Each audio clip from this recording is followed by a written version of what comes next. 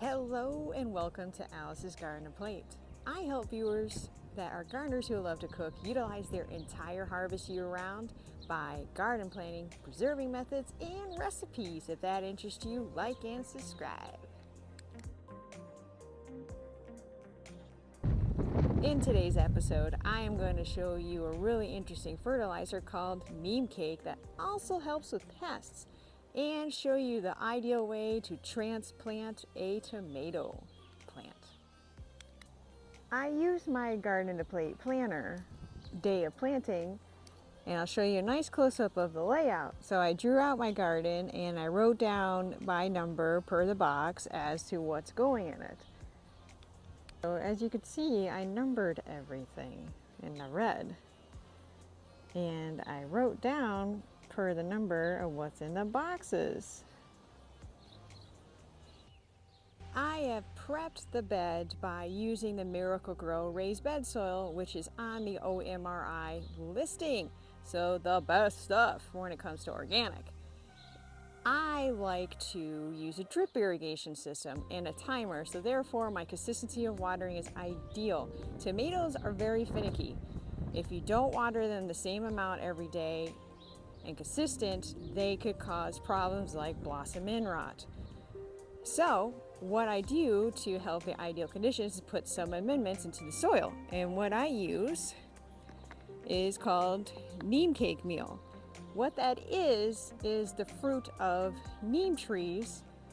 The shells of it, they grind down and dry into a fertilizer. There is just a slight little bit residual of the oil in here, so that helps with the pests in the soil, like those awful nematodes that go after your roots. And I have an NPK of 612. It's a slow release.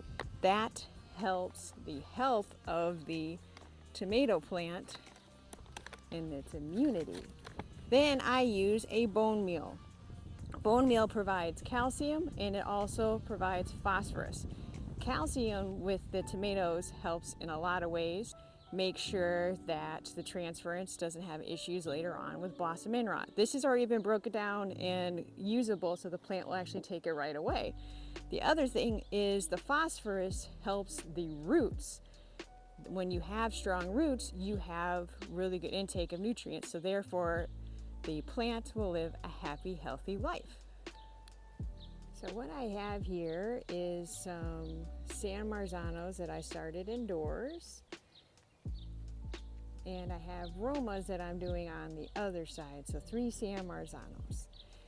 The conditions of my marigolds, we had a 39-degree night that came through unexpectedly when we had consistent weather in the 50s that night. Well, even though I hardened everything off before I put it in, you know, sometimes things happen, especially here in Michigan. You never know. It's a surprise every day with the weather. So I'm going to take a San Marzano.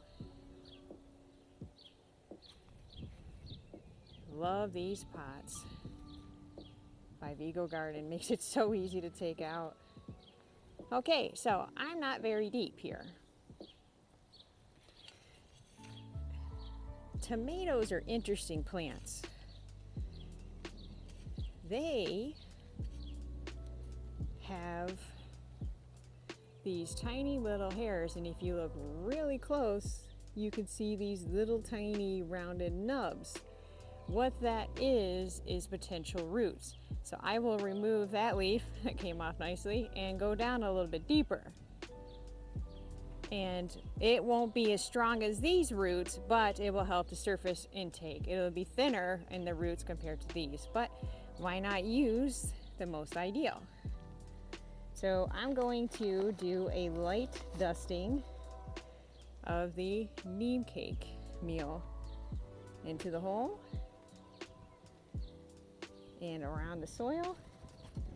Then I'm going to take the bone meal light dusting. The roots are, I don't need to, they're not bound because of the nice slits on the side provided by the pots. So I'm going to go through like I said, and I'm going to bury it to right here for those root nubs.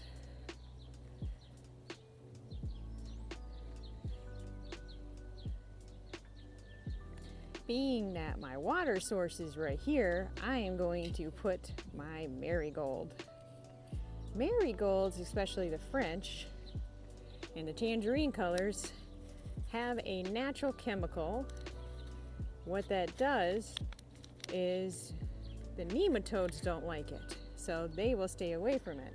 In order to provide a good nutrient intake and issues, I will put the fertilizer in its hole as well. So I go through and I plant it right next to the tomato. Pat it down and make sure my soil is good. Mother Nature provided really wet soil, plus the plant is already wet, but I will do a watering just to make sure that everything is taken care of. And that right there is the ideal way to plant a tomato to give it the best chance it can give you an amazing harvest later. Wood shavings make great mulch. It helps protect the microorganisms, retain moisture, and help slow down the weeds. Highly suggest it.